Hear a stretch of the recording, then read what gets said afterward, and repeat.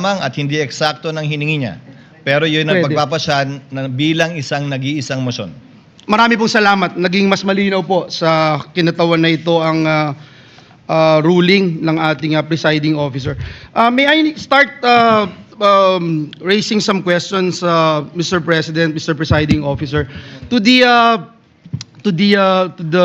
two parties, Mr. Presiding Officer, just for the guidance of the court, and I think it's important that we distinguish between two separate procedural questions. Una, kung dapat po bang i-produce ang hinihinging records, at pangalawa, kung ang mga records na iyon ay magiging admissible, at kung anong evidentiary weight ang dapat ibigay sa kanila. So, let me start by asking our lead prosecutor, Congressman, to our dear Congressman, would it be correct, sir, to say that the issuance of a subpoena merely compels the production of records and does not by itself amount to a ruling that those records are admissible,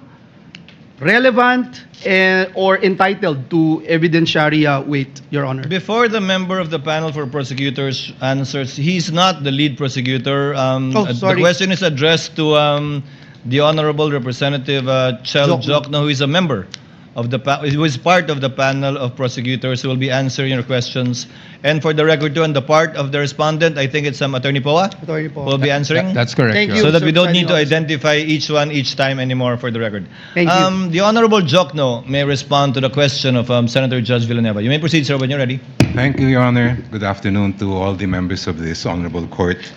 Naisagot na po ata yan ni dating presiding Judge Juan Ponce Enrile doon po sa Corona impeachment case. And if I may quote just a brief portion from what he said, I would like to explain that the resolution of this court was simply to authorize the issuance of a subpoena. And whether those evidence subpoenaed are admissible evidence, given the fact that they apparently appeared in violation of existing laws, is a question that must be resolved in due course. So ang ibig po sabihin, ang hiling lang po ng prosecution ay may labas ang ebidensya, pero wala pa po tayo dun sa punto kung tatanggapin ba nitong hukuman ang evidence na yun, kung siya po ay admissible o hindi. Maraming salamat po sa inyong tugon, Representative Jokno.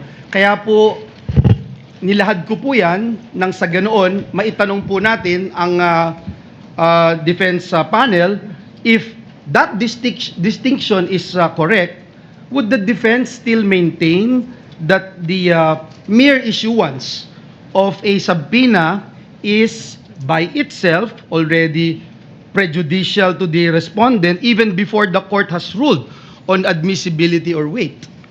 Yes, Your Honor. Good afternoon, Honorable Senator Judges. Yes, while we agree with the position of the prosecution na hindi pa naman pinag-uusapan ang admissibility sa puntong ito, what we are questioning is really yung subpoena mismo po. Dahil sa ating pananaw, ang isang subpoena, at hindi lang sa ating pananaw, but even under jurisprudence, meron pong requirements bago tayo makapag-issue ng subpoena para maging valid yung subpoena na yun. At yun po yung napag-usapan natin nung nakarang linggo na definiteness and relevance. Ngayon, yung twin requirements na yun para po sa pananaw ng depensa ay lacking in this case. And that is why we maintain our position as regards opposing itong request ng prosecution sa pag-issue ng subpoena. Well, at least malinaw po, ang pag-issue ng subpoena, not necessarily opening of records, una. Pangalawa, to be presented in court. At pangatlo, to be admitted as evidence by this court. Before I go dun sa requirements, let me ask the panel of prosecutors, si Representative Jokno, dun po sa pananaw ng depensa on alleged fishing expedition, just for the guidance of Senator Judges, this representation would like to clarify one procedural matter. We understand that the concern raised by the defense that the subpoena may be overly broad And at the same time, we also recognize that the court has a duty naman to determine whether the records being sought are sufficiently relevant and material to the issues before us. So,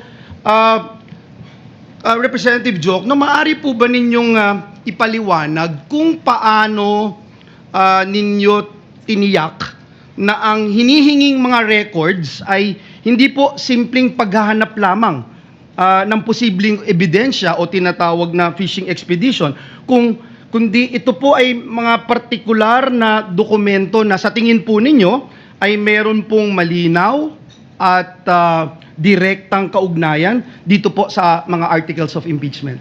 Thank you, Your Honor. Ang hinihiling po namin sa mga subpoena ay kaugnay sa Article 2, which involves charges of unexplained wealth.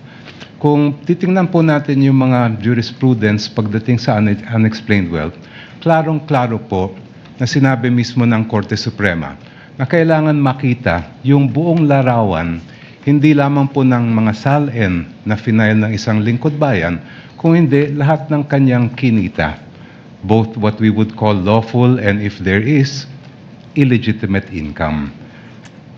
Ang SALN po kasi ay parang snapshot lang po yan, year-end, kung ano yung mga assets, liabilities, and net worth ng isang government official. Ang ITR din po ay parang short video lang po yan ng mga transaksyon ng isang taxpayer sa kabuuan ng taon na yon. Makikita lang po natin yung buong larawan pag nailabas natin ang mga bank records.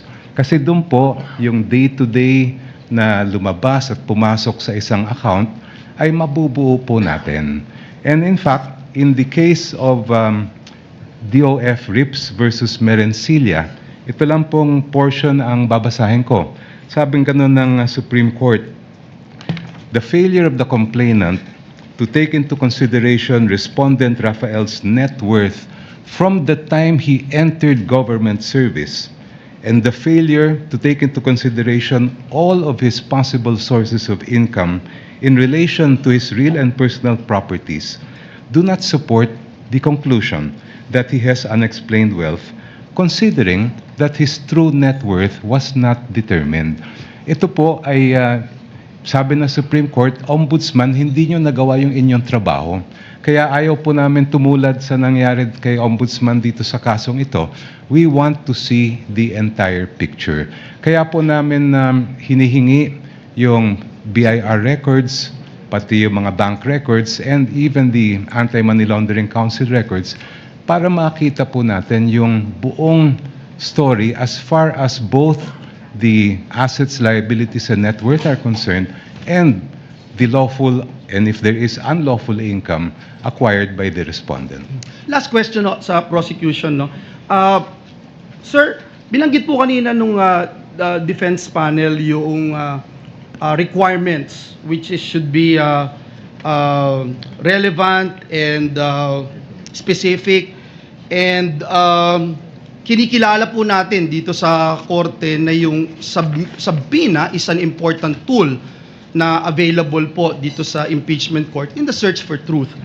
Pero kinikilala din po natin na ang mga records na ating hinihingi ay may tinatawag na statutory protection under our laws. Now in this regard, Your Honor, bago po ninyo hiniling ang compulsory production ng mga confidential records na ito, may we know what led the prosecution to conclude that the issuance of subpoena is the least intrusive and most appropriate means of obtaining the information sought? In other words, Your Honor, paano po ninyo masasabi na itong subpoena is not only relevant but also necessary and proportionate under the circumstances?